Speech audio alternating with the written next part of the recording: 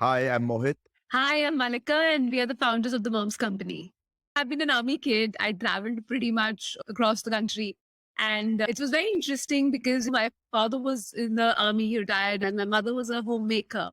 And I think both taught me very different things in life. Like, I remember when my father was, ever since I've seen my dad, he had like this one particular goal where he said, I have to retire general. Everything that he did was aligned towards finally achieving that goal. I just sort of learned from him and how you can be so focused towards a particular goal and how do you sort of split your bigger goal into multiple smaller goals so that it can help you achieve that particular goal. And my mom was a homemaker, but she was again a very, very obsessive mother. And, unlike a lot of army kids who typically end up going to a lot of army schools and Kendra Vidyalayas to study, just because it's very, very hard to move them from one place to the other constantly in newer schools. My mother somehow took this decision saying that I and my sister are only going to study in convents. And I have some really crazy stories on how we got admission. So I remember when I was kind of getting my daughter admitted in school, I had so much obsession that Mohit and his entire family used to be like, you have to be crazy. Like people don't go so mad trying to get admissions. But I had just seen her the way she was, right? So I think grew up amongst some really strong people. And my father just always taught us to be independent. And the one thing that he would always say is that if you decide to do anything other than joining the army, you're by yourself. There is no way I can help you out in your professional career. So when I decided to do my engineering and followed up with my MBA, my father was like, you need to get yourself a job because there is no way I can help you sort of shape up your career, right? So I think very clearly what we can help you with, what we can't help you with. That's the kind of people I grew up with, yeah, like super obsessive, super focused. And that's, I think, a large part of what I am today. Why engineering? Ari, that was by fluke, to be very honest. I had no plans of doing engineering. So basically, as I said, my dad was in the army. I was very clear I wanted to do my management studies, but I was very fond of science as a subject. So in my 11th and 12th, I landed up taking science as a subject. And my dad got posted to Kota. And it was really funny because beginning of 11th, I got into the biggest engineering kind of training school out there. And I decided to not join it because I told my father very clearly, I don't want to be an engineer. There is no way I'm being an engineer. So I don't want to do this. Like I'm not putting in so many extra hours kind of working. But it's really funny as how the schools there, everybody in my class was either doing medical or doing engineering.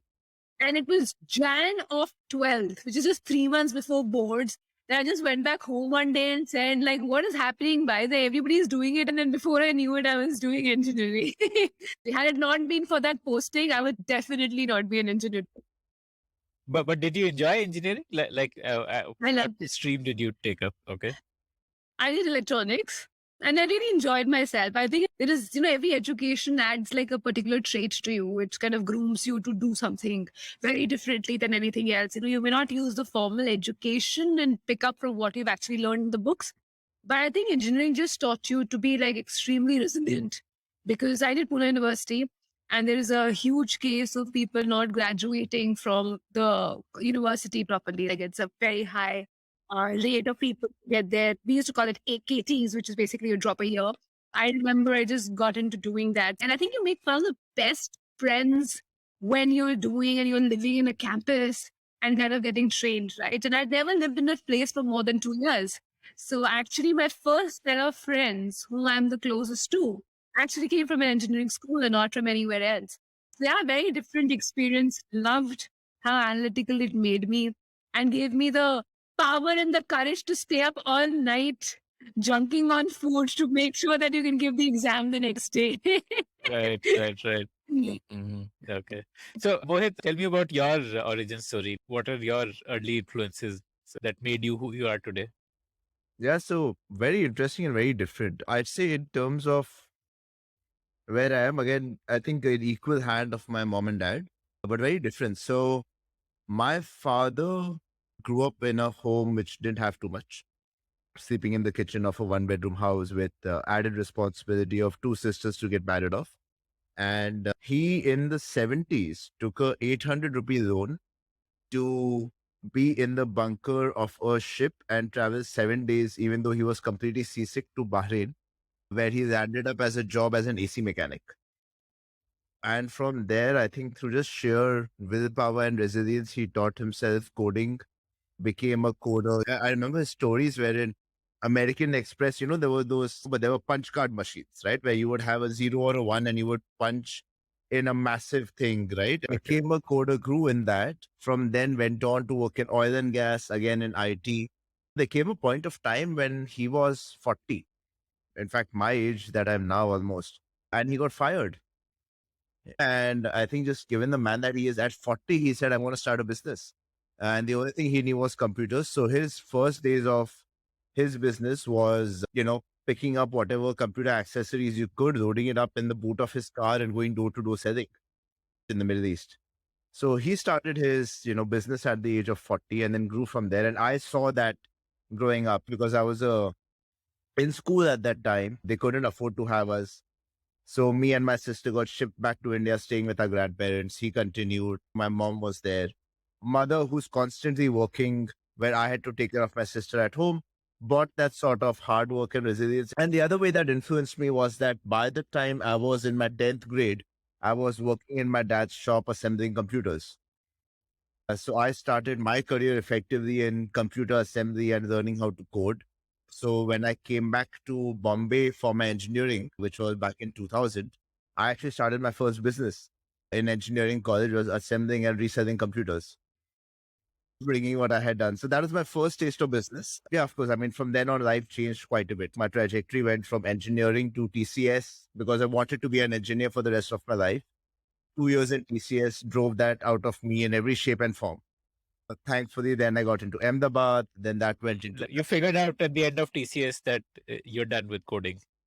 Yeah, because, there was nothing fun and I didn't come from the IIT and so didn't have the fancy job at that time. So my job was effectively keeping a server for GE running on the West Coast in the US, right? Staring at a computer 8 hours a day. So a typical outsourcing job. It wasn't as much fun. I was getting paid peanuts, right? First salary of 11,500 rupees at that time. So it wasn't meaningful.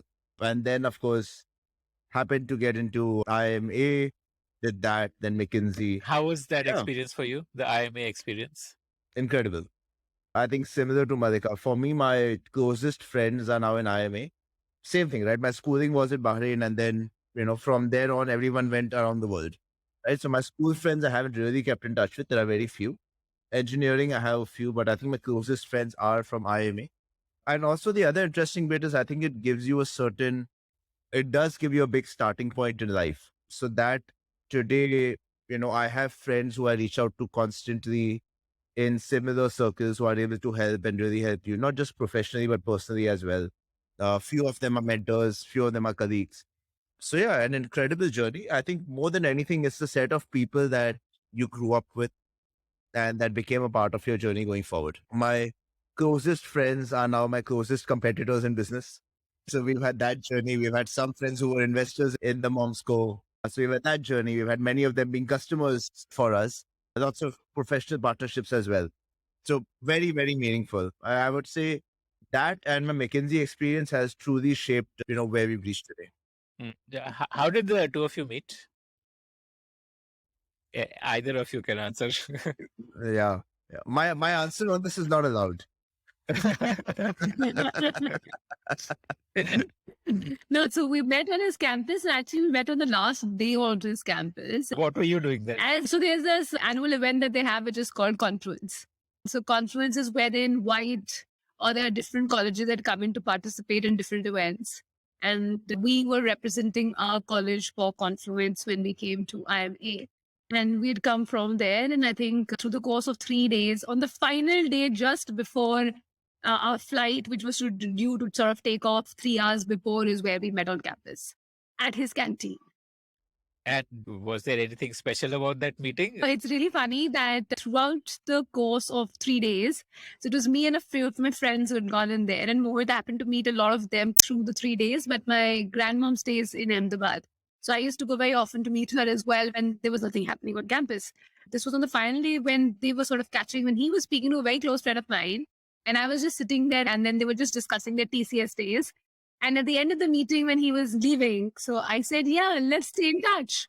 And Mohit being Mohit, basically took out a card of his, which read, please come. And he handed his card to me saying that, yeah, that's my card. And I was like, what shit, what do I do with this card now? That was how I got his card.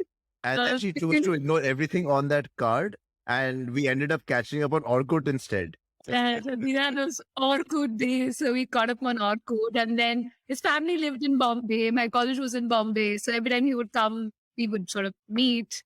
And of course, rest is history. Okay. So how did you end up moving to London? I can see on your LinkedIn profile you were in London for the longest time. So from campus, you joined ICICI, right?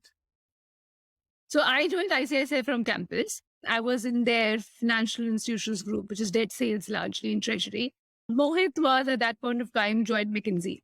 And, in McKinsey, he got a transfer to the London office. I actually applied to it. And the only thing with what was super attractive about the London office is saying that, you need to be like super, super kick-ass in McKinsey to be able to make it for two subsequent cycles.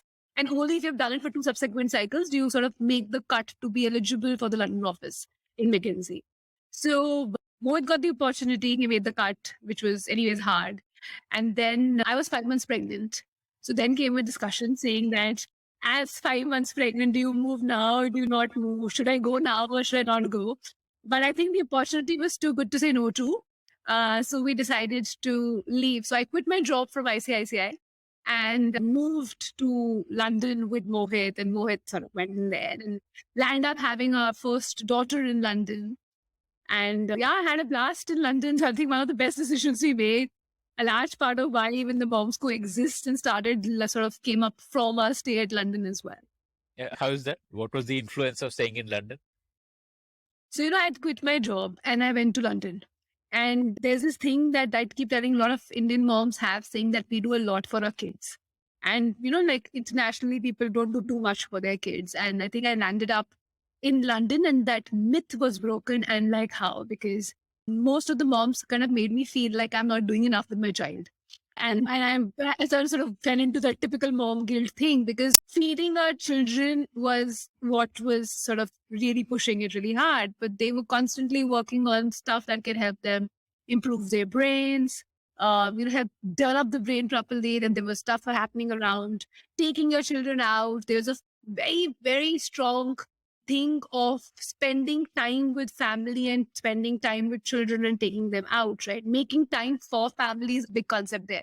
So I think I saw a lot of that happening. And during the course, you move 5 months pregnant to a city which doesn't have a doctor. But it has a lot of doctors. You don't get access to doctors because you get into NHS. And with NHS, if you're pregnant, you basically get midwives there. So, starting from a space where you're like, you have a lot of doctor attention to going, not seeing a doctor and figuring out who you sort of consult with, where would you go. Very different process of how pregnancy was looked at. I remember my first meeting when I got registered, and I was with a lady and she said, Indian? I said, yeah. She says, you don't have to eat for two people. I was like, really? I was like, really stunned, right? Like that's not the first conversation to have with someone. But she's like, we eat for one person. Women get pregnant all the time. And you do what we were doing before. So I was like, what do you even mean, right? And this was like first 3 months of my pregnancy. The doctor told me no auto rickshaws, no climbing stairs. It's a very nice walking city as well, right? And there was one day that I had cramps in my leg. And I went the next day to see the doctor saying that, I'm getting cramps in my leg. Then she turned around and said, do you walk too much? I said, yes, I did walk a lot. That's fine. That's the contrast. And when I told my mom and my mother-in-law that I'm having cramps in my leg, they were losing their mind saying, oh God, what must have happened? Deficiency of this, deficiency of that, right? So I think there's a very casual approach towards pregnancy being very, very normal.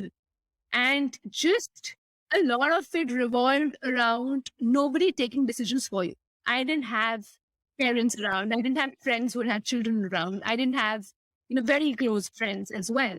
And the doctor doesn't take the decision for you. So they give you with a lot of reading material and you make your own choices. So I think it just taught us to be more aware of what we were choosing. And that kind of stayed with both Mohit and me throughout our journey as parents as well, right? Because it was unlike where you would follow what someone tells you because it's just very, very easy, right? We had to create our own playbook on how and what we wanted to do with our children. And I was taught to question everything. So I'll give you a very simple example, which Mohit always laughs over, right? I had a consultation where I paid £500. And the topic of consultation with the doctor was to find out saying that my daughter is 5 months old and she doesn't have teeth, while all other kids have teeth at this age. Why does my child doesn't have teeth? And I was going towards it. You have to be stupid to go and ask this question, for as a consultation. And I actually did, but I got a My logic was, have you seen any child who does not have teeth? Right. Yeah. Eventually. Yeah. Right. Yeah, but I think the interesting part was that when I went there and I asked him the question, he had a very logical answer to give me on why my daughter doesn't have teeth while everybody else has teeth. And that sort of just kept happening over and over again, which is why I started questioning every choice that we took as a parent. And so that was what we were. So we got built up as parents who were Google parents, parents who were always on Amazon searching for what is it that we can do, what is the best thing to be there, lots of reading up on reviews, and just choosing options for our children and creating our own book on what to take, what to take to the hospital, what do you need for the children. I remember we'd make this Excel sheet that got shipped and sent to all our friends saying, this is the checklist which has been prepared, and we all followed it for like years altogether. So how did you end up starting Mom's Co then? So we came back in about a year and a half. And when we came back in a year and a half was when my daughter first had her first skin reaction.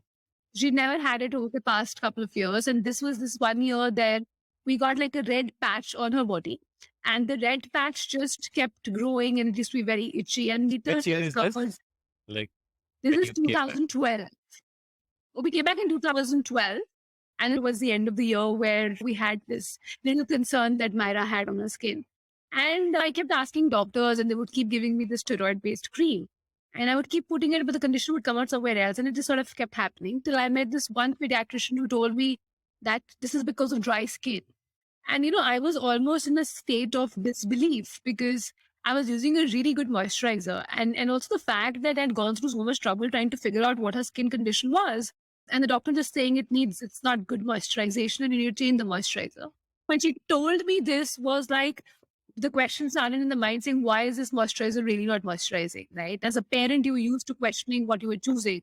And when I started questioning more and more of, what was there in the product, why was it actually not doing the task it was supposed to do, was where I realized that, a lot of products have a lot of ingredients that are not classified as safe globally.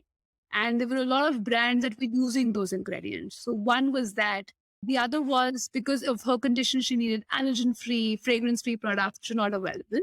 And the more the question I would ask to the Indian mom saying, what are your options? I realized that they didn't have a very clear choice of brand that was theirs. And that's how we said, I think there's a space in the market to create something in the space of natural, organic, safe, effective. And then sort of took that leap of faith to sort of figuring out, saying, can we do that in India? And if we can, then what does it take to kind of make it work? And that was how the Moms Co started actually. Okay.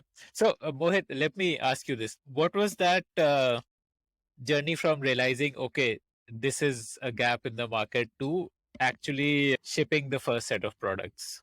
Like, from that idea to... It's very interesting, right? So what Malika said, in parallel, what was happening with me was I had gone from McKinsey to Snapdeal, and I was heading growth and strategy with Kunal and Rohit. And what struck me about that experience was that I walked away thinking the true consumer of internet in India is going to be the mother, because she is living on a budget. She is now discovering a lot of new things on Instagram and Facebook groups. She has, across India, historically not had too much access to newer brands, except what's available in retail near her house. And now e-commerce is enabling this entire retail journey for her. So when Malika said, here is a problem area that we must solve, and let's make sure moms don't have to go through what we went through as kids for our kids, I came at it very differently, saying, if I was to combine e-commerce and social media, then there's possibly a brand that can be built, right? And this was when DNVB was all over the place in US, but D2C in India hadn't even started, right? 5 years ago. It's now a big rage, but at that time, nothing. It wasn't done. So when we spoke to people, they said it's impossible. But e-commerce and social media, I think, was fairly quick. The biggest challenge that Malika and I had actually was this is a category, if you think about it, it's quite a stupid space to start because the amount of trust you need to build with a mom as a new brand is extremely high, right? Why would someone trust an unknown brand and unknown label for something as sensitive as their kids? So Malika and me actually spent a lot of time getting the brand right. We got Shripad Natkarni as a mentor. He's the guy who built Johnson's in India, then went on to consult with 250 odd other brand gurus. So we got him on board as a mentor and advisor. He, had a very significant in the journey. We got a manufacturer after a lot of hunt. So very amazing scientist, formulator who was known to create very high quality products, had a factory. So we found that and, convinced him to join us in the journey. So it was very interesting putting all these pieces together. And, when we were starting, I remember this, another founder told us, your first step of getting stuff out will take you 3 times the time that you estimate and 3 times the money you estimate. And both of those came true. You walked in saying the brand is done and the products are ready. And it took us exactly 9 months from start to actually getting our first 3, 4 products out into the market. So how did you fund this? You must have been paying for brand consulting, and you would have to pay something to the manufacturer also. How are you funding all this? So we put in the little bit that we had, and we also raised a very early angel round, friends and family round of 1 crore and 15 lakhs. But the biggest bet we took was a large chunk of that we put into the brand because we said the brand is what will stay with you for life. So brand was the top spend out of that. And then getting the product was the spend out of that. And of course, the second month of launch, by that time, people knew what we were going after. And we got DSG and Sama as VCs on board and did our first check about 12 months after that angel round was closed. When was the angel round closed from a timeline? So we decided to do this by March 2016. The angel round we closed by about September. At that time, you were still in Snapdeal, or you had? No, I'd left by then. So by then I'd left and we were doing something else. So we had decided to do this full time. So a large part of that was, sitting in the library in our apartment complex, figuring out what to do and how to do this. So we closed that first angel round about 6 months after we started the work. Okay. So when you say spend on brand, what all does that include? Are you talking of the imagery, like spending on good quality photo shoots and website, or like what all does it include? To really invest in a brand, what does that mean? So a lot of things over time. I tell you, at the start, it meant getting the best designers available to create the brand identity for you. And this was a brand identity where, like we said, building trust in a category like mom and baby care is very, very hard. And the design that you choose and how professional it looks and the color scheme and the fonts need to marry that. So the decision making of what the brand should look like, we had 2 very different routes and the one we eventually went with. So it was everything from what should the brand name be? What should the color be? What fonts are you going to use? What sort of packaging will you use? And because we knew always that this has to be a much larger vision that we want to go after, we want to help moms do everything possible. So that even in the early start, the question was, even though we are launching in pregnancy, in fact, which was the first category, how will this packaging scheme evolve from pregnancy to baby care and beyond that as well? And all of that thinking had to be done upfront. What I find today with a lot of founders, especially back when we were there, right? We were starting it. We had a deep passion about solving a problem. And what I find most founders get stuck on is what next, right? Let's say I do and solve this problem phenomenally well, but I've taken on VC money. I need to keep growing bigger and bigger, right? And you created such a sharp brand that while it did fantastically for the niche you started with, you get stuck as you go forward, right? And, we had that sort of advice. And so we were preempting that with the branding early on, right? And a name like the Momsco allowed us to do from the very beginning. It was very clear that we were not a baby soap brand. We were a brand that would solve everything for moms over her lifespan and over her journey. And all of that had to be built on those very early roots and building blocks of the brand that we created. Essentially, it allows you to present yourself as a larger feminine beauty wellness brand instead of Yeah. just It seemed stupid at that time, but I'm glad we did it. We had, with the Momsco name, we had 4 categories drawn out of what the Momsco would look like in those 4 categories. We had renders of storefronts where the Momsco name was plastered on a price on top. Thanks to your McKinsey experience that you were able to take this as a consulting assignment in terms of the detailing that you did. I think the consultant experience made me realize you need the best mentors and guidance in the front. So we had Sripad on one side, but we had Nandu also, who retired as a global board member at Nestle. We also got in touch with him and got him as a mentor. So a lot of the decision making and what to do, especially in the early days when you're setting it up, came from them. I think Malika and we were very clear from the start that this is an area we need to solve, and we really want to create a big, meaningful business out of this, but we don't know it. Right. And so the early on, the best mentors possible and the best agencies possible, best investors possible is who we need to create. And it's really that ecosystem that will build the brand, right? Malika and me are the enablers for that. What gave you the comfort to take this risk, Malika? Going and asking friends and family for money is, you're putting yourself on the line then, if it doesn't work out. No, I think if you ask me, I was extremely passionate about building this. I saw a huge opportunity in it. We really actually did not take too much of family money. And in hindsight, it is the biggest sour point that everybody in the family has today, saying that we all offered and we refused to take. And only logic at that point of time was that you did not know how this would play out, right? D2C is a very new concept. When we started, we were one of the early people who started off on the D2C kind of a journey, right? So we hadn't seen how it would play off. So we actually told family to stay out.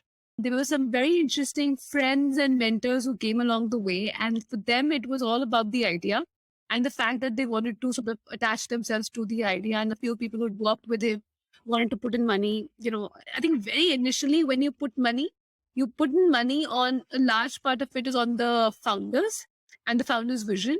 And a little bit about whether you sort of, kind of have any kind of understanding or affinity towards what they're building. That's largely what it was.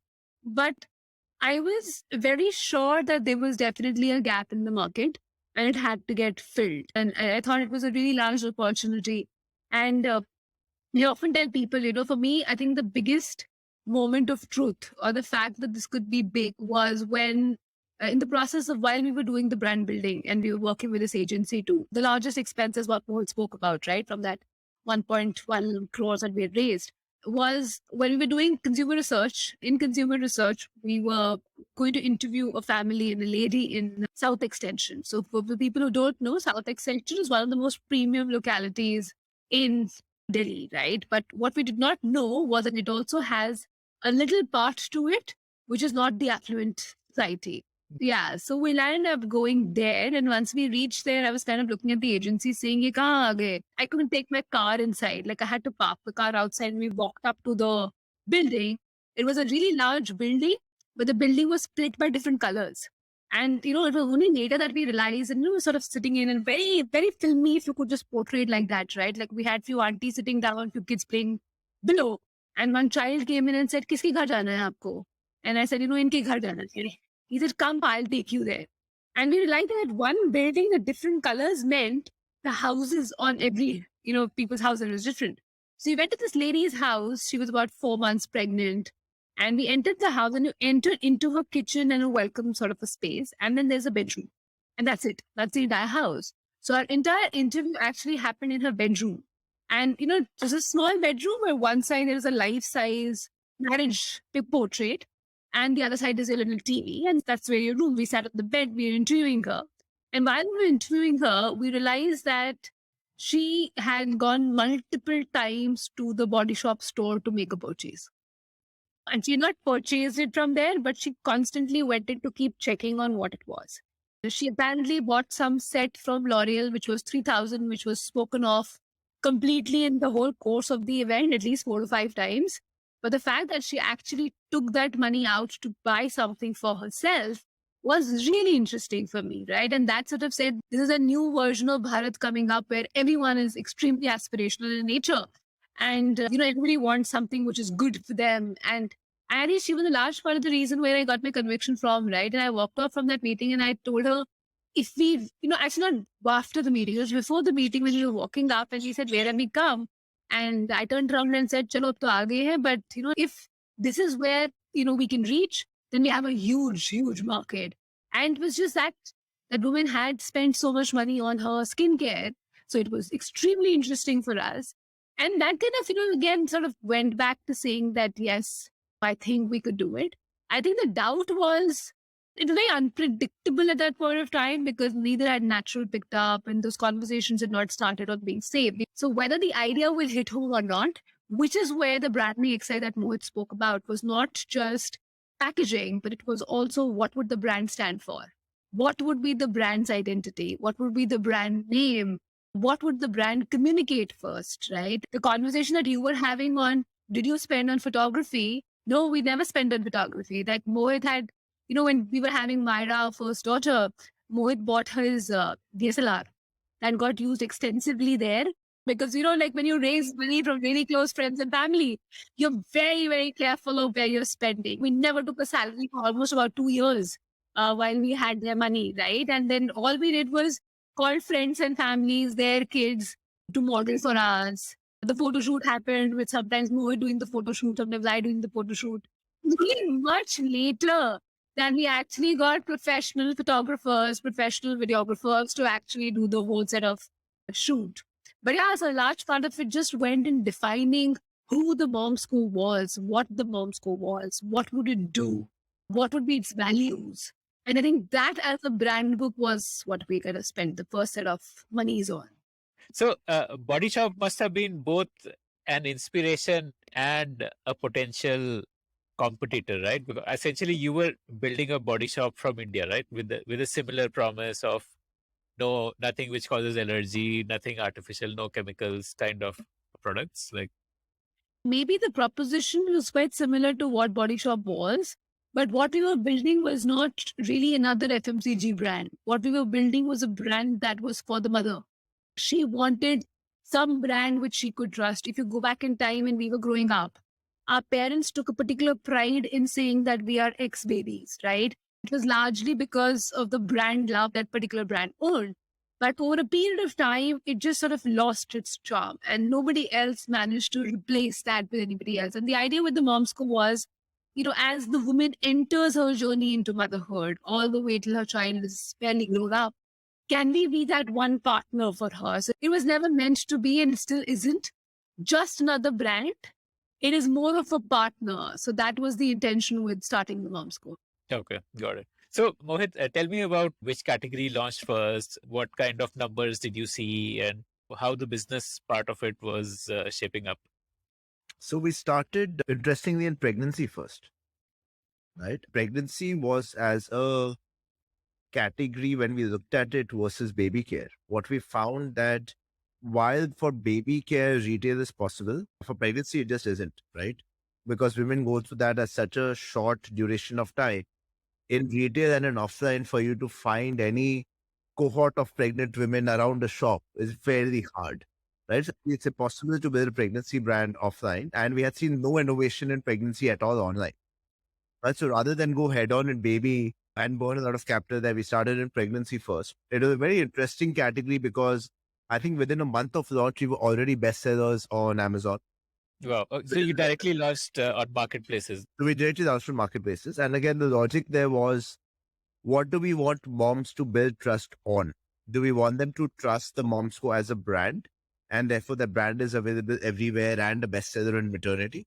Or do we want the Mom School over time to, for them to trust our D2C website? And again, D2C wasn't big 4-5 years ago. Websites were still new. So we launched a pregnancy first. And for the first year, we did only pregnancy care. Right? And what that did for us is it helped us build our own credentials in learning moms and moms trusting us. It got us to bestsellers in certain categories very quickly. And very interestingly, in the first few years, we were actually betting big on the entire doctor channel as well. So when we, as a completely new brand, went to meet gynecologists with the product, their first reaction was, where were you guys when I was pregnant?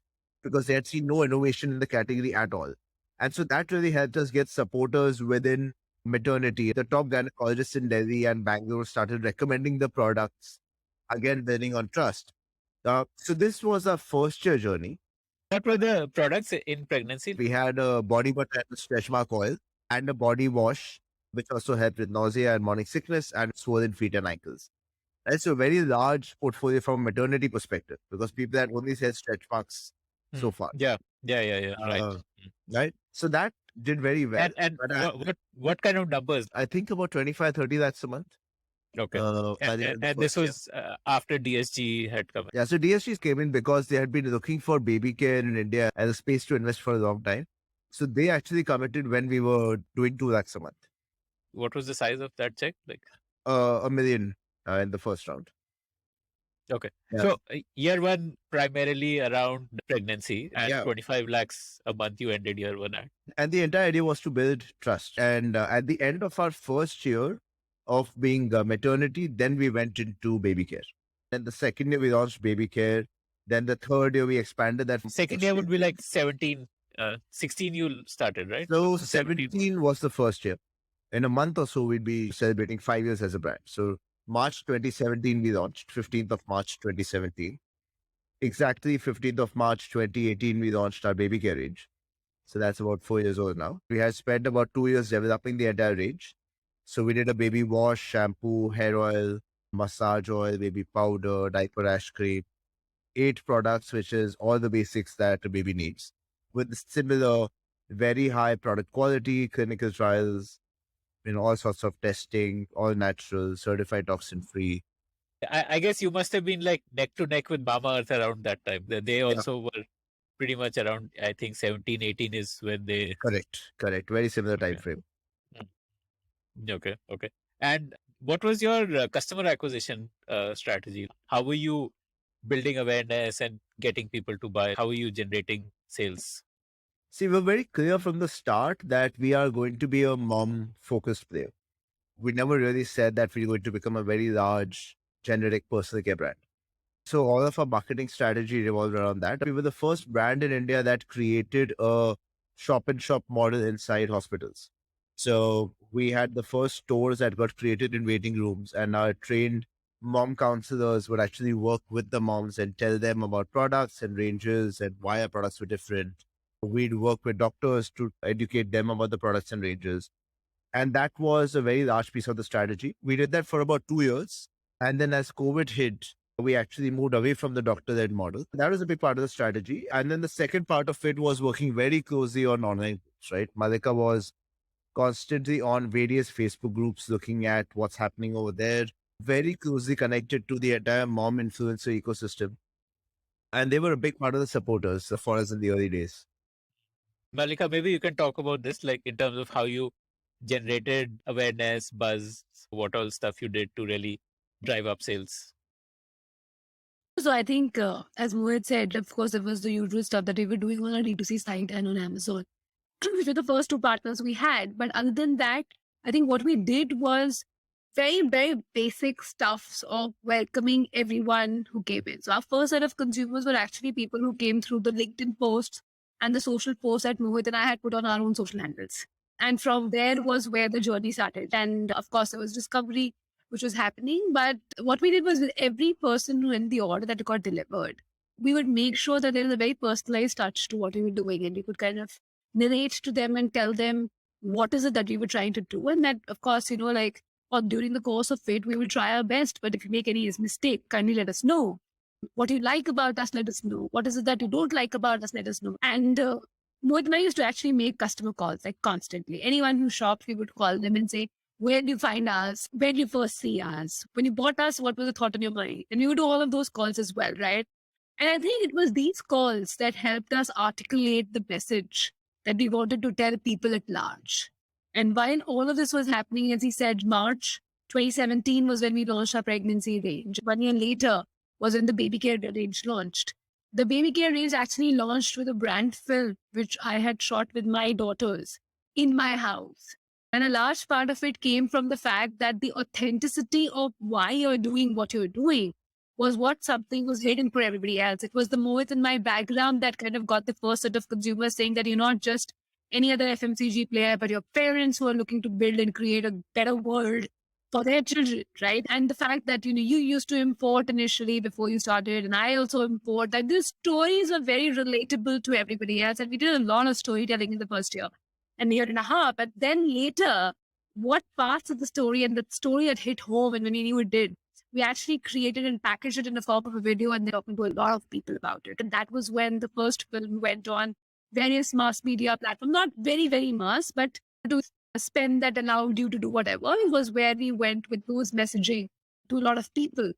But I think before that, also what we did was to get a larger buzz in 1 year. Of course, there was a sharp growth in the 1 year, but we took help of a lot of influencers to kind of let them know and let their audience know that, yes, moms coexist. We collaborated with a lot of Facebook groups, parenting portals, because our audience was there largely. And then we started doing conversations through them to get our first set of adopters. And with every person who came on board, our only mission was to make sure that one customer actually gets you another 5.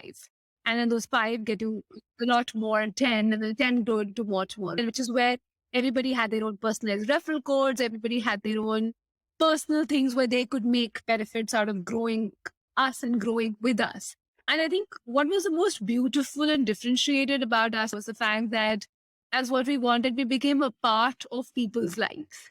We would get stories where women would saying that, I have your body butter and your body butter is a part of our nighttime regime, where I and my daughter sit together and we apply this lotion to moisturize ourselves over the winter. There was a lady who was on her way to delivery and who called us up one day and said that, it was just it was a call actually at 10:30. And as I said, we were customer care, so we would pick it up. And I picked up the phone and the lady was like, I've placed an order. Can you make sure it gets delivered in the next 2 days? We were like, yeah, sure. If you want us to deliver it in the next 2 days, when are you expecting your baby to be out? And then she was like, I'm on my way to the hospital. These are the moments where you're like, okay, if someone can remember you on the way to the hospital when they're having their first child, then they're never forgetting you, right? And of course, we paid extra money because we couldn't afford very speedy shipping at that point of time. We paid extra money for her to make sure that she got it when, sort of the product reached to her. And those were the stories that we kept building on. And those were the stories that we kept maintaining our relationships with. It was a box that she wanted. The box went ahead to become one of our bestsellers.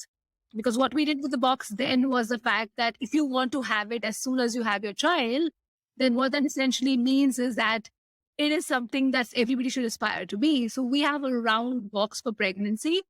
And we very quickly started seeing, we started propagating that. And we very quickly seeing that became a symbol of announcement in pregnancy. There was a celebrity who actually put up a post saying that I finally got my mom's school box and now I'm officially pregnant. I think that was what we kept picking up from every of these consumer interactions and kept building onto them and started making marketing stories out of them and started creating buzz. And that sort of hit home with everybody else and made us what we are today. So essentially, instead of investing in performance marketing, you were investing more in content marketing. Yes. For the initial 1 year, yes. We did start performance marketing in about 6 months of our start. But of course, you don't have a very high budget to spend very large amounts. So there were, of course, little spends that you were doing on performance marketing. And then, of course, now we do spend a lot on performance marketing. Yes, actually, it's very interesting because, Mohit and I have never done a podcast together, I think. And maybe just one is what we have done together before. And all these conversations are just taking us back the memory lane when it was about 6 years back, saying, oh, yes, we did that. Oh, yes, we did that. So I'm sure that the end of the recording, we're going to have a call set up with all our marketing team saying, listen, we're not doing all of this anymore. Okay. So, Mohit, then tell me, so that 25 lakhs, once you launched Baby Care, then next year, what was it at? What was the trajectory like? Oh, with Baby, we were very soon doing about a crore and a half a month total. Wow. Then a lot of moms actually started coming back to us and saying, I'm not pregnant anymore, but I still love your products. Can I use them? And that expanded us. That got us. In fact, that was the eye-opening, I think, moment for us when we said, maybe the definition of mom that we are thinking of is very narrow, right? Just pregnancy and post-pregnancy. Once she's a mom for life. Hmm. Hmm. And over the years, also, moms became more aspirational. The mom influencers started creating this entire idea that when you are a mother, you don't need to give up on everything else in life. You Hmm. can be a Hmm. mom and have a career and be fit Hmm. and look good. Hmm. And, it's all about taking care of yourself. Hmm. And that allowed us to expand the definition of the mother to Hmm. include all of these other categories. So Hmm. then we went from pregnancy and baby also into face care for moms. Okay. Hair fall for moms is a very large category and a very big concern, and went into hair care after that.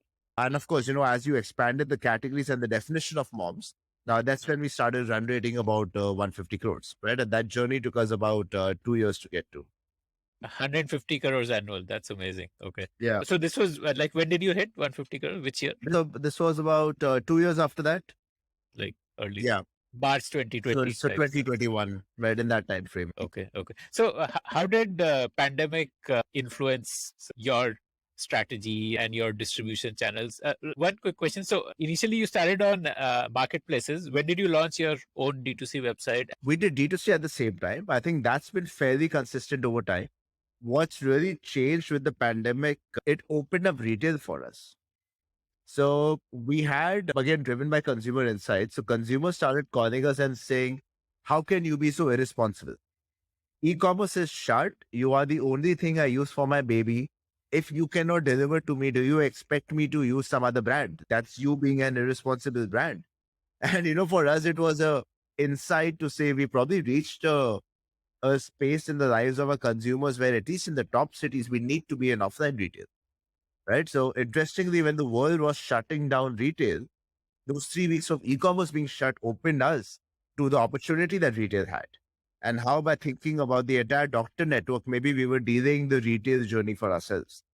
Doctors, anyway, that entire channel wasn't working with pandemic. There was a lot of scare and hesitancy. There were no waiting rooms anymore. So we shut down that team and that business, which was doctor-led, and we pivoted that to being more massy retail. And so in the next few months, when retail was looking for, hey, how do I get consumers back into stores? We went to retail and said, we will be one of the partners who help you do that because we have significant offline pull. So we went and partnered with a lot of modern trade stores. We went and spoke to a lot of pharmacy chains, beauty chains, and they use the Momsco as a pivot point to say, consumers, why don't you come back? We now have the Momsco in our stores as well. And so while the D2C and marketplace journey continued accelerating because consumers were now moving online very quickly, we got faster on with a lot of product introductions. And I'll let Malika talk about that journey. But on the channel front, it was really how do we go crack deals which you wouldn't have got earlier and expand into retail and panel during these first 6 months of the pandemic. Okay. So like 2020, what was the split between marketplace and own website? Like the marketplace 70 and website about 30%. Offline was 5-10% at that time. So, and what is it today? Like offline, own website and marketplace? Today it keeps fluctuating depending on the months. And of course, we've yo-yoed a bit given the market scenarios. Roughly, we do about 60% marketplaces, 20% website, and 20% offline now.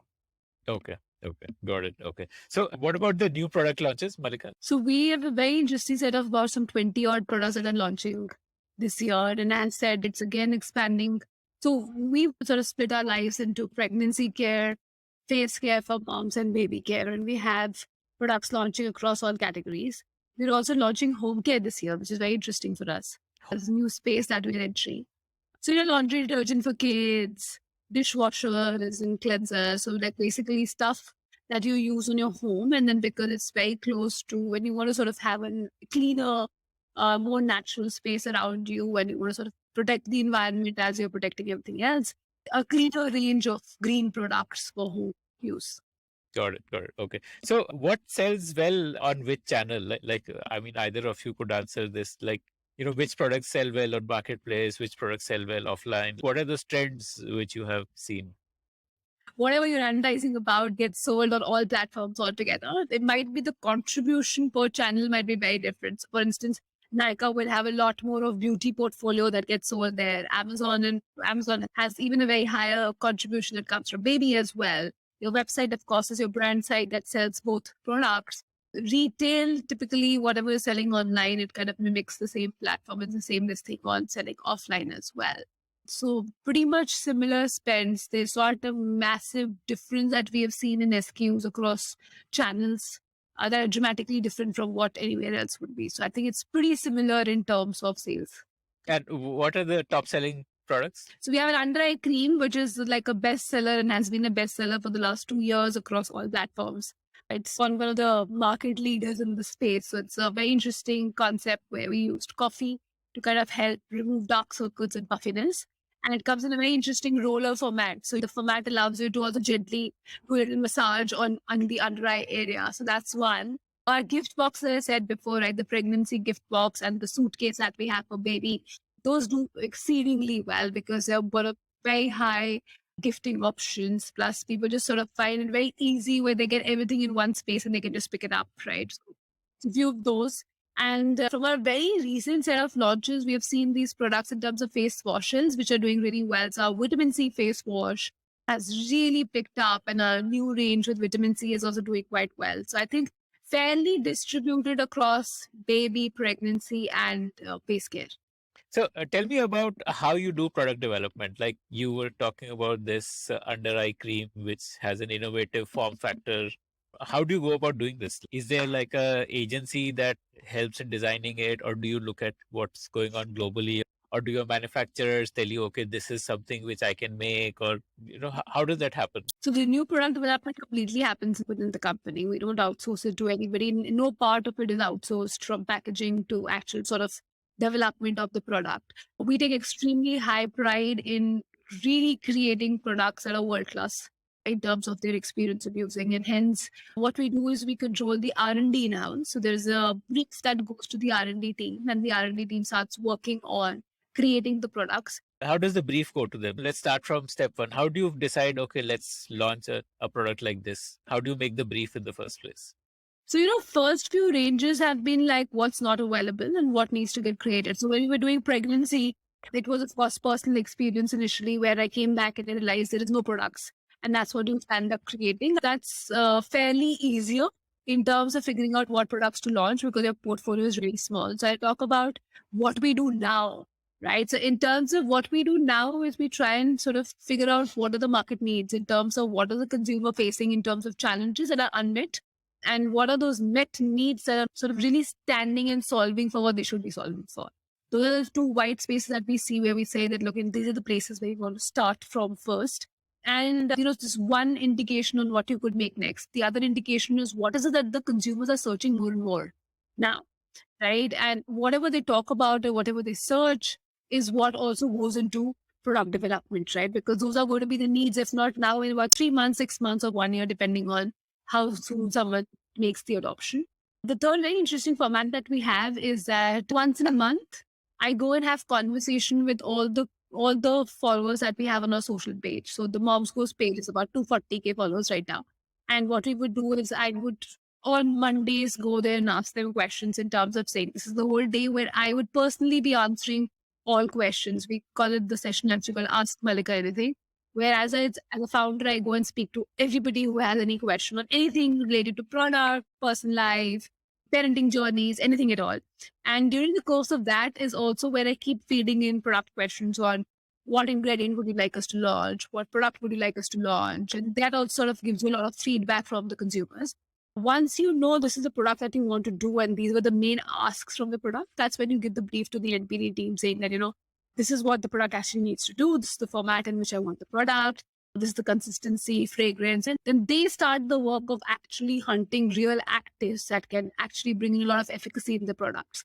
And also for us, we have a much larger guardrail of what we cannot use in a product and what we can use in a product because we don't use any of the toxins, no parabens, no sulfates, and a lot of other no's that people really don't know about. And once we do all of that is where the product development happens. And once the development happens... So you have like a lab where products are being made, mixed and tested and all of that. Yes. So the products are made and tested and then they go to separate labs for third-party testings. If there is an efficacy claim in terms of whether you want to check if the product's actually doing what it's supposed to do, we get third-party clinical labs to kind of validate that with real consumers or with, machines that kind of give you those results. And once you have all of it is where you go ahead and actually launch the product. So the testing is fairly long. It takes about 6 to 9 months for every product to get tested. And that's the kind of time you spend in testing and of course development and all of that as well. And what about manufacturing? So once you've made a formulation and you decided. Yeah, so once the formulation is made and all the consumer studies and all the lab studies have happened, is when the NPD team, which is there, does something which is called a tech transfer. Tech transfer is basically where the team goes to the manufacturer's end and actually does the first few productions to kind of give them a flavor of what it is and what it is not. And of course, before all of this is where all approvals happen in terms of getting their FDA approvals and all of that. But after that has happened is where the real development team and the tech team, the NPD team will actually go there and do the tech transfer, create the products, and then does a few launches. And then once also checks at the same point of time whether the product is the same as what we had made in a smaller batch, because sometimes from a smaller batch to a bigger batch, some things might change. So everything gets fixed at that point of time. So they do that. Then once those products get made in the factory is where again the testing happens on the product at the factory's end. And once the testings is approved is where the products get packed in their respective packaging options and get shipped out. Okay. Got it. Okay. So tell me about the funding journey subsequent to that first round with DSG and Sama and like till the current, so now I believe the Good Glamm Group is like a majority owner now. So tell me about that whole journey. Maybe Mohit, you could talk about that. Yeah, it's been interesting. We actually did 3 rounds of funding with DSG and Sama after the first one. Every time we would go out into the market, DSG and Sama would say, no, we want to double down and give us better offers than everybody else. And we love them. They're fantastic investors who really know how to build brands. Right? So we stuck with them. So 2017 was one round. We did a round in 2018. In 2019, we did a round and then that we doubled down on that round. Expanded. How much in each? So in our entire journey, we raised about 10 million across 3 rounds after the first one. So we did 9 million more. Starting last year, Malika and me started having conversations saying, what will it take to make the Moms Go 500 crore brand? Right. Last year, you were 150 crores. Right. Now you're a very meaningful player in the market. You really helped establish mom and baby care as a category. We had successfully expanded and redefined mom skincare, created that as a subcategory. And so the question we started having is, what would it take for us to get into 500 crores? Right? And to beat that and then go beyond that and beyond that. And the options that we kept coming up with was our vision for the brand was always to solve all pain points for a mom globally. And what we were excited about was how do we take the brand global? And every time we started having conversations with investors, we felt that if it was a regular VC or private equity investment that we would take, 2 things would happen. One is we would have reached a scale where we are too big, right? And the only out for all of us would be an IPO. And as you start to expand into multiple countries and so on, you're adding more layers of risk and potential return, right? So that was one question which kept coming back to saying, is that a journey that we are very excited by? Second, going back to the point, if you really want to go big globally and you have a proven business model, then it's a question of speed, right? How quickly can we do this? And how quickly can we go launch into retail, which was very big for us? And how quickly can we go and launch internationally? Every time we worked back from the vision, we said much more than having just capital. What would make a big difference in the journey would actually be an investor who can come in with infrastructure. Right. And so with that intent, we started talking to a lot of players. Where that journey ended was we had 5 offers. So I think very blessed, to have 5 offers across FMCG companies, pharma companies, and the Good Glamm Group. All were buyout offers. And we said, of all of these guys, who is the one who will give us the most importance and give us the most of a free hand to go out and scale? And from all of those answers, the Good Glamm Group kept coming up. So yes, we completed the full acquisition in October. We continue being very deeply involved and growing the brand within the Good Glamm Group. And the journey of to 500 crores is taken off to a good start. Does Good Glamm Group have that level of infrastructure which, say, a traditional FMCG company would have? No. That was what you were looking for. No, but I think what they have, they're trying to fight a very different game, right? And now I should say, we are trying to fight a very different game. I think the one fundamental belief all of us have is that brands of the future will not be built like brands of the past. And so the content levers that we have across Baby Chakra and Scoop Poop are very, very large. And that allows for a large set of traffic and very large brand introductions for you. The community or the creator ecosystem that the Good Glamm Group now has is very large, right? So we actually have access to the highest number of creators for any company in the country today. And if you believe creators and influencers can be a large part of brand building, then we have access to a lot of those. Retail, of course, we've started, but we don't need to be as a brand across all FMCG touchpoints, right? What we need to be is be in that we can build in the space of a year, right? So that retail ecosystem is getting created. The benefit we get is if I was trying to try and do this as the Momsco individually, I think it will get very expensive. Because I'm doing it along with a large sales ecosystem, I get a shared cost, right? And so what I get for the same amount of money that I put in, I actually get a far wider reach. Right? So both Okay. from a content and a community and a retail ecosystem, what I'm getting is far wider reach, a very differentiated channel ecosystem because we own traffic, right? And we can use that to our benefit far better than others. I think by the time this podcast launches, we would have launched a loyalty program that is across the entire Good Glamm Group. So the first of a kind, digital first loyalty program that takes My Glam and the Momsco and Saint Botanica and the other brands that get added to the portfolio. So suddenly what's happening is, as a brand, I actually have a chance to acquire not only companies' brand or consumers for the Momsco, but consumers for every other brand and vice versa. And so there's a lot of this very, I would say, digital first new age synergy that will play out and that we are, in the early days of exploring within the larger Good Group. So essentially, Good Glamm would have a lot of data around consumer behavior and hence be able to target them with the right kind of product across their portfolio. These are the best consumers for Momsco, or these are the best consumers for, Absolutely. let's say, like I think Peabody is also part of the group. So accordingly, they would be able to do better targeting, better segmentation. Customers of one business, like Momsco customers, could be cross-sold products of Peabody, or Peabody customers could be cross-sold products of Momsco. And especially through the loyalty program, it becomes easier to use your loyalty reward points across different platforms. Absolutely.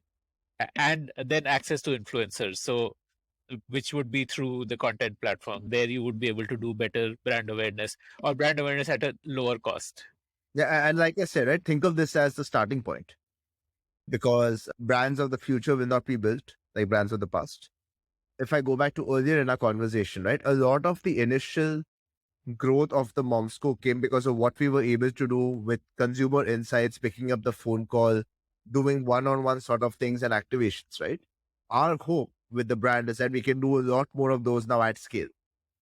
So then over time, what you're doing is you're differentiating yourself from a generic, another Me Too FMCG brand.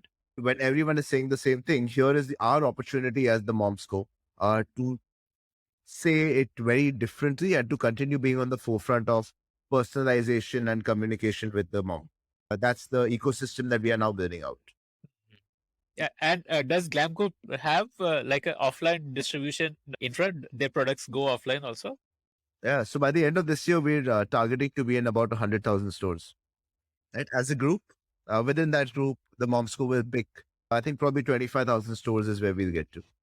So how will that work? Like they have an offline sales team, and that offline sales team will sell products across the group. Let's say any large FMCG company, right? If you look at Unity, one is for detergents, one is for foods, one is for personal care. That personal care sales system sells all personal care brands.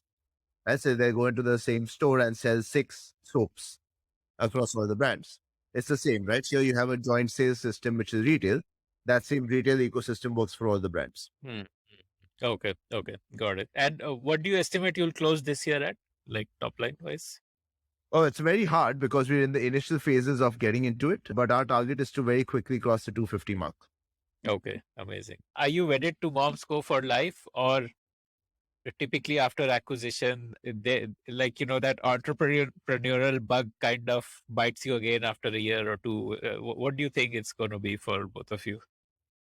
Yeah, so it's very interesting and different, I think, for both of us. One part of the story is we will be wedded to the Momsco for life. Because if we look at the overall vision of being in the top 3 mom and baby care brands globally, we're very far away. That's a very long journey for us to go down.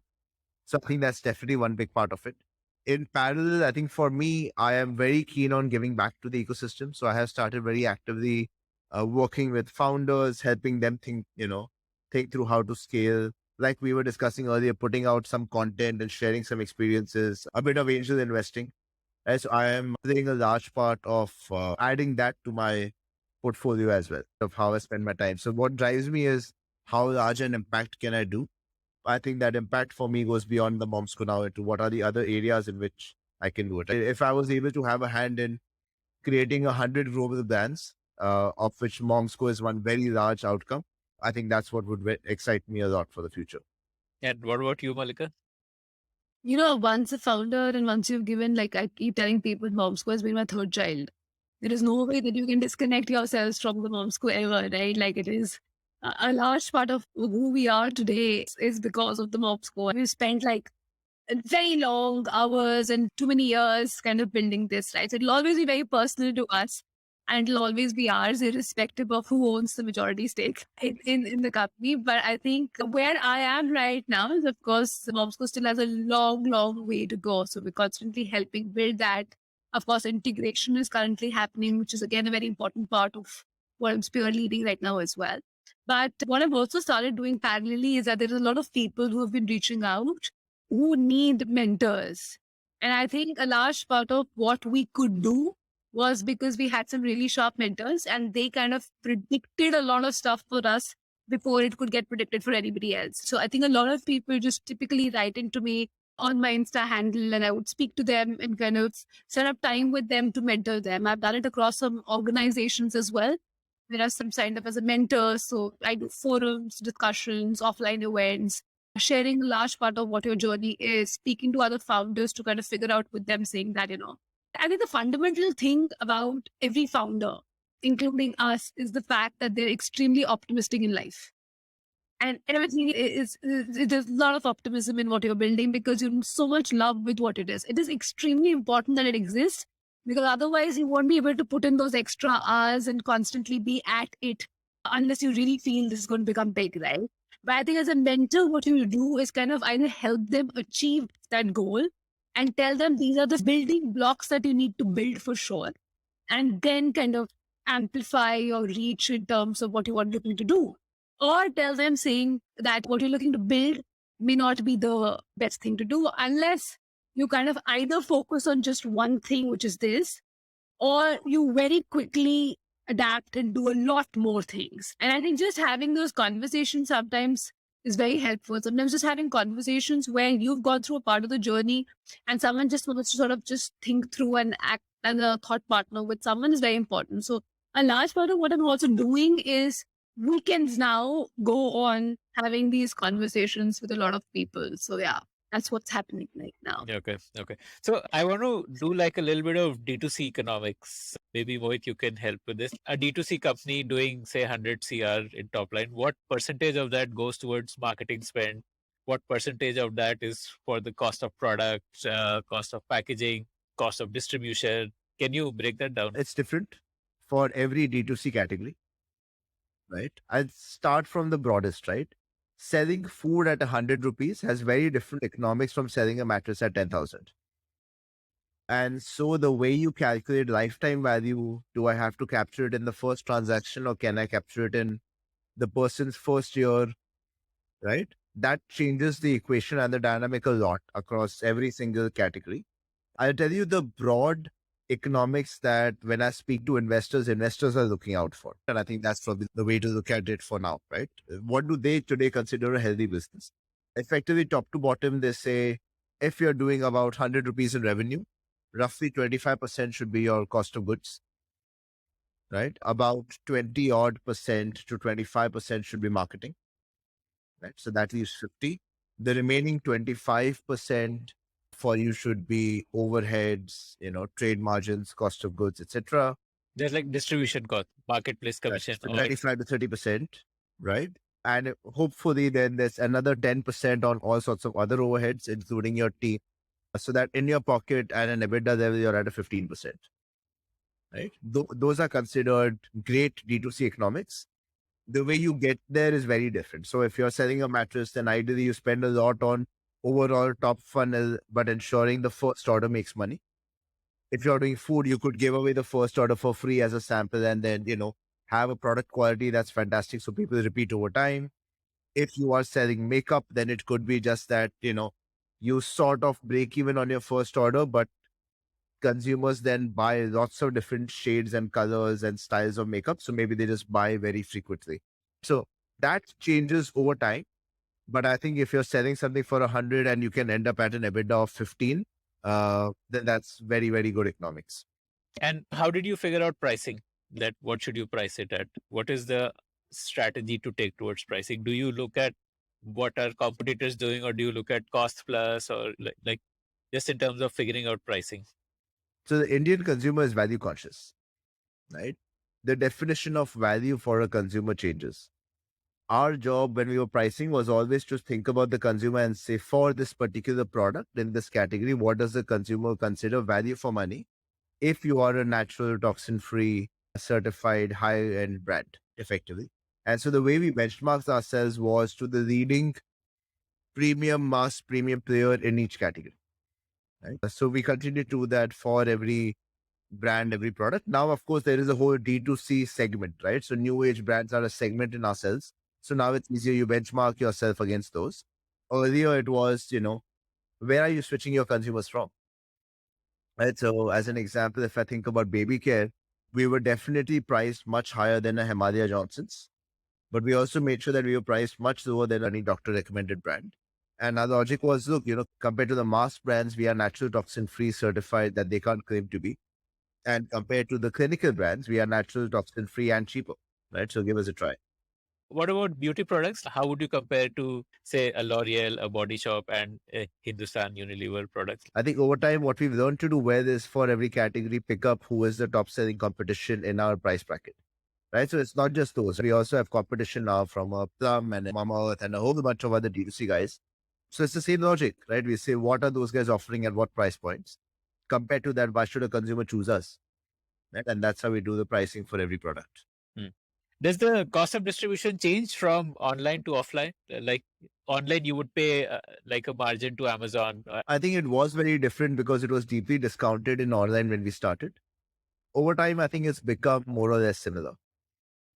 Right? Most brands are omni-channel now.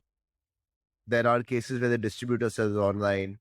If the economics are very different and, online is cheaper, which means that you will end up discounting more online, which means that your offline retailer will buy from Amazon rather than buying from your distributor.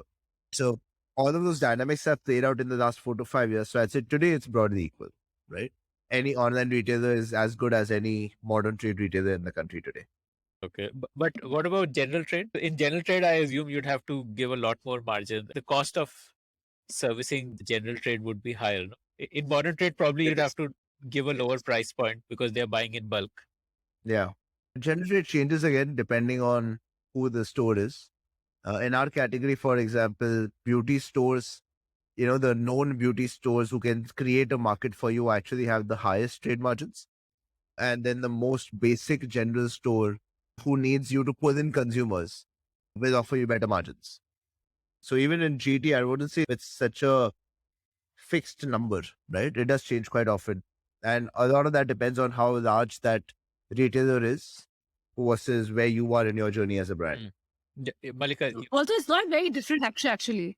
Yeah, it's not very different actually, because what you'll realize is that when you get into a modern trade store, there's a lot more that you spend on visibility because there's a larger set of your portfolio that goes there, right? So which is where you also have added costs where you would typically put a BA or someone who's assisted sales is happening versus in a general trade store where you would not. So if you actually sort of narrow down on cost, it will be quite similar.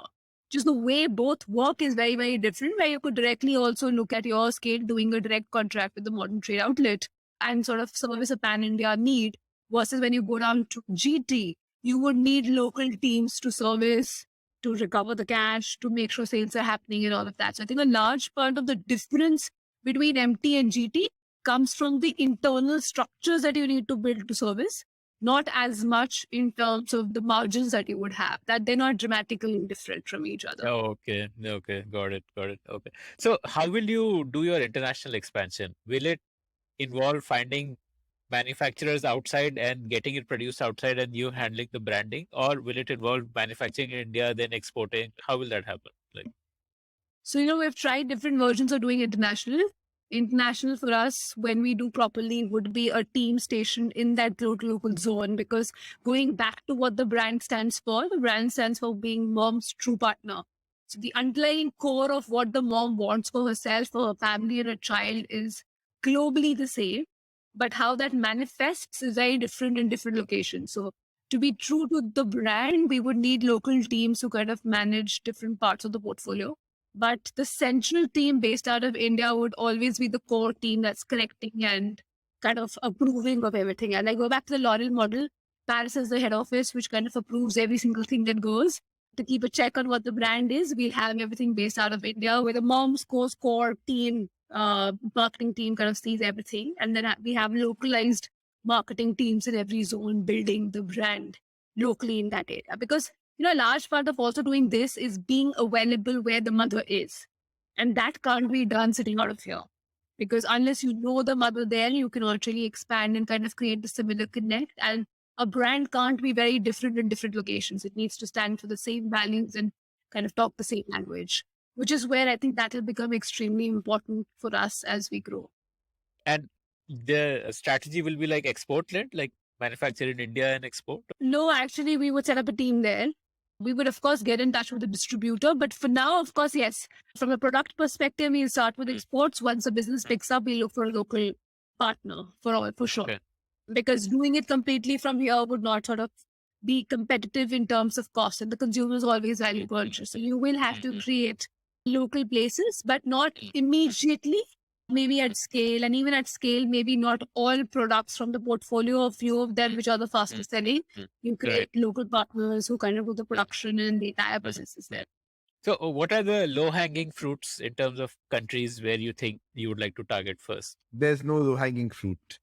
I think the moms have been choosy everywhere around the world. But I would say of all the markets involved, we probably won't go after the developed markets as much. Yeah, obviously. In the beginning, because there, of course, it's hyper competitive and the category is already very fragmented. Beyond that, for us, it's an interesting decision making actually to do now at a group level. Because to get synergies, it is really a question of consumers are evolving and their need states are changing, and all brands are relevant to consumers. Which are the big countries that we should go after as a group?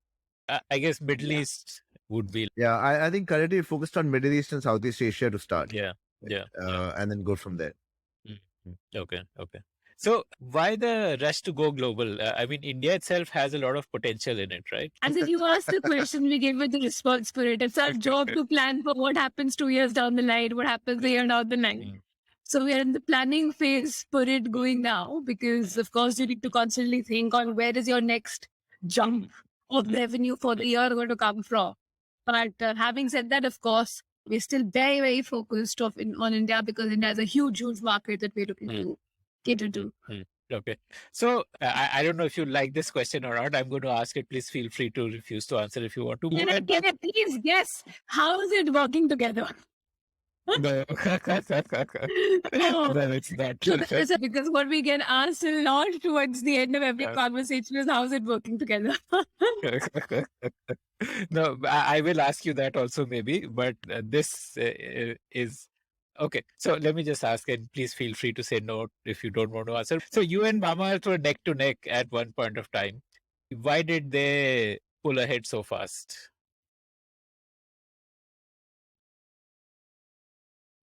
I'll go first. It's been an incredible journey. I think I have learned more about Malika as an individual, and my respect for her has shot up tremendously over the last few years, if that was possible.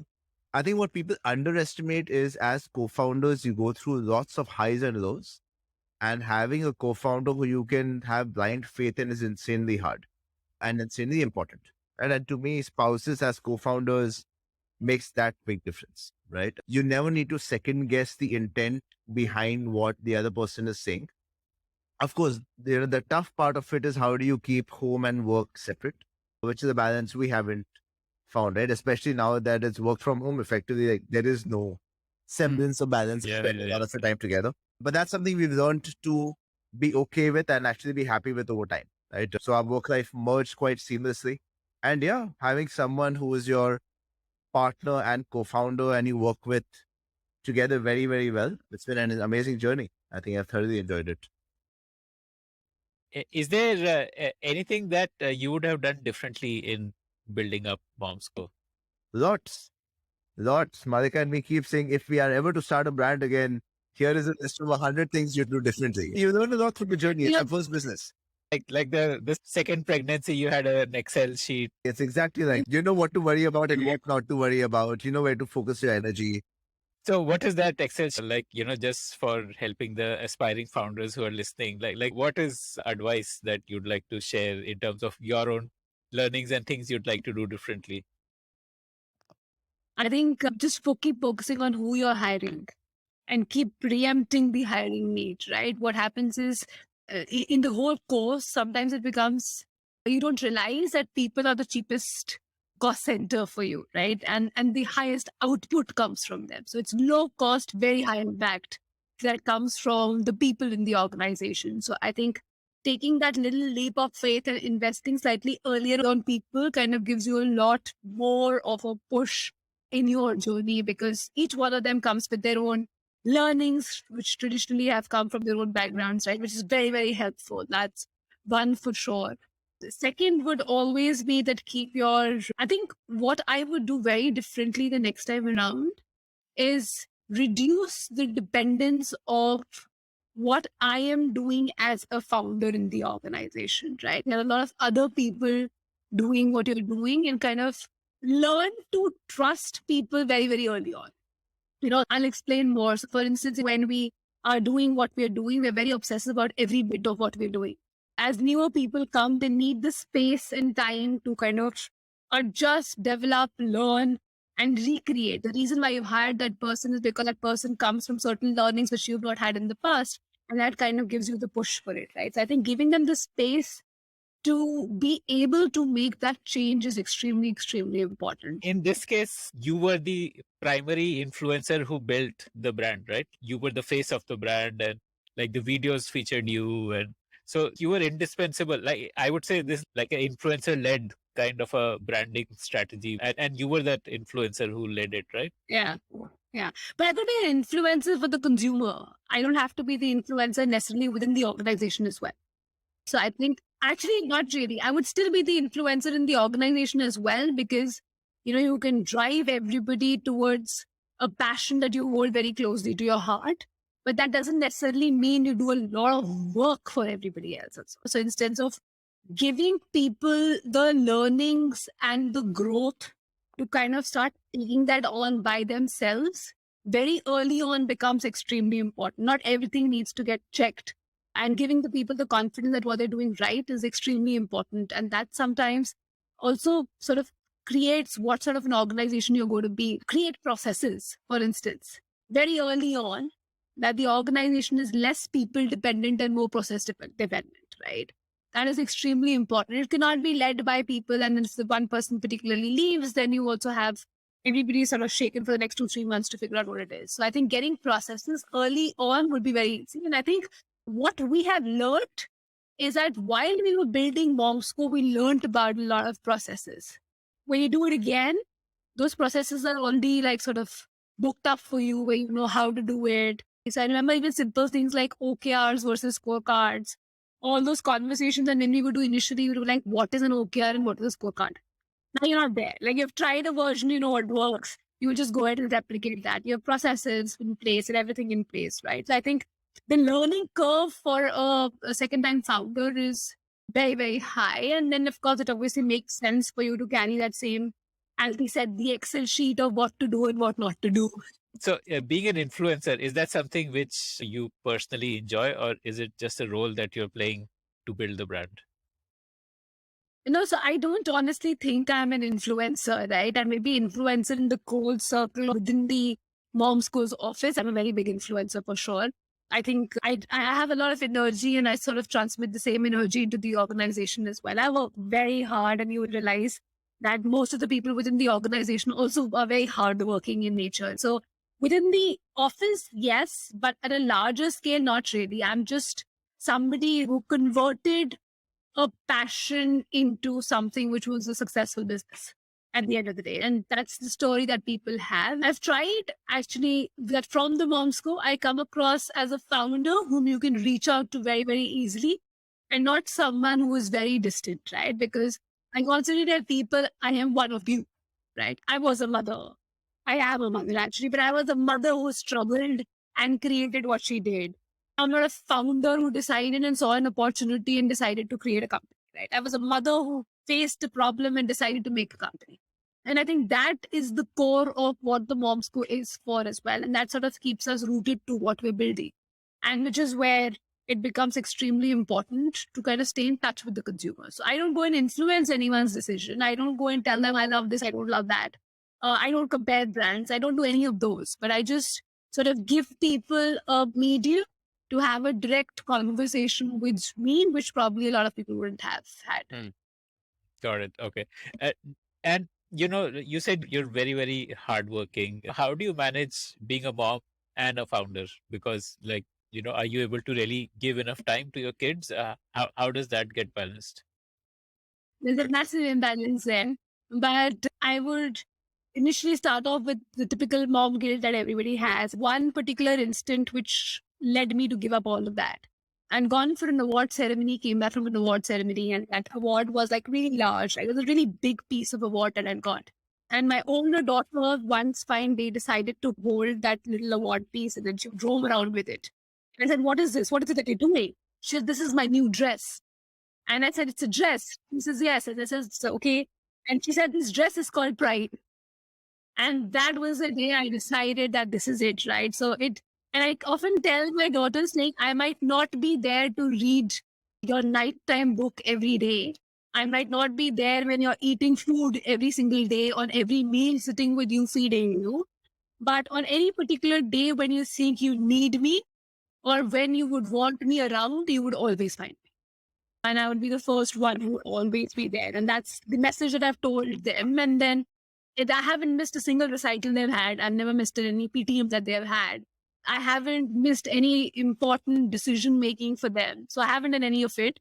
But I haven't gone for every class that they go for either. That's how we're living. And I think they're growing up to be very fine children. My older daughter has a company name, a tagline for the company, and exactly what she wants to do. Her aspiration 1 year back was to raise X $1 million to start her own company. So I think we're good. We may be a balance, but we're good. Amazing. And Mohit, what are your learnings, like things you would have done differently? I actually have a list. I was going through my list in parallel to see what. Maybe I just end with this one thing, right? A large part of where we've got to today is thanks to mentors and having a set of people who we can reach out to guide us over time. Now, as today I do my angel investing and speak to founders, I find one of the most common mistakes founders make is believe that they need to know and solve everything. Right? It's not your job to solve. It's your job to get it solved. Right? It's not your job to do. It's your job to get it done. And as a founder, if you're able to step away from the day-to-day and actually guide the business, either by hiring the right people or setting the strategy or getting the right investors, I think that is the most important role that you can play. An incredible quote I've read on this is, it's very hard to read a label when you're inside the bottle. Right? A mentor just helps you read the label from the outside. And so get a very sharp set of mentors to help you out in your journey. And that will dramatically improve your chance of success. What kind of angel investing do you do? What is your thesis as an investor? Are you sector specific? What do you look for? So a few spaces, I do a lot of angel investing in the D2C. I think D2C is going to go under a massive boom. When there's a gold rush, you should sell a shovel. So those who are like creating Shopify-like products. Yeah, I think it's insane, right? Because you will be an enabler to a lot of journeys and a lot of brand journeys. So I do that. I selectively do D2C brands as well, which I think will help create a lot of categories like the Moms Co went out and create. I think category creation is expensive, time taken, but has the highest chance of success in the long run for investors. Beyond that, spaces which I don't know as much beyond D2C, it's all about the founder. Thanks to people who I've worked closely with and who I trust, if they put their trust in a founder, then my point is I will give you my advice and insights. And if I think that you will listen, as a founder, you're open to mentorship and you will listen, in whatever shape and form that I can help and have a meaningful difference, then I invest in those. So that part of the portfolio is not sector specific.